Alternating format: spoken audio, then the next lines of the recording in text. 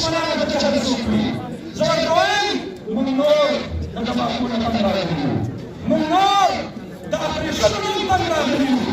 زمونږ ډېرې حیاګانې خویندې میندې هغه پر دوی کورونو باندې ورننوتې دي موږ په هغه ورځې به یادې دي بس دی زمونږ دا خاوره نوره معاف دی خو تاسو هر څوک یې په ښکلاو ډاګ کې د یو بل سره مټ تاو کوئ خو موږ به نور د الله د رضا لپاره معاف کړو موږ نور مخه تکلیف کوئ امن غواړو امن غواړو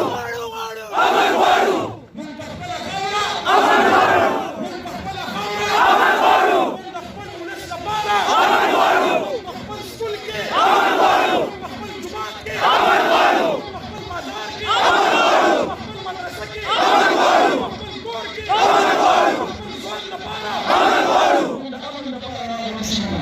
خپل راغلي موږ به ژوند کوو په خپله خاوره په امن سره به یې تېرو په اتفاق سره به یې تېرو دا د دې وخت اندازه ده چې یو شو دا د دې وخت اندازه ده سیاسي ډلې به وي ګوندونه به وي نارې به وي اختلاف به وي خو د امن د سپینې جنډې نه لاندې به زموږ بچې بچې یو وار او موږ ټولې دنیا ته دا پیغام ورکوو چې موږ د خپل کلي او د خپل ولس د عزت او د امن لپاره مخکې هم یو یو موږ اوس هم یو یو او موږ په دا روان وخت کې هم یو یو انشاءالله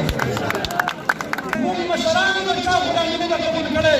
دا د هغې مشرانو شرمنورو د هغې مشرانو د هغې اولاد دی دوی به هم په خپله خاوره باندې د چا غلامي نه کوي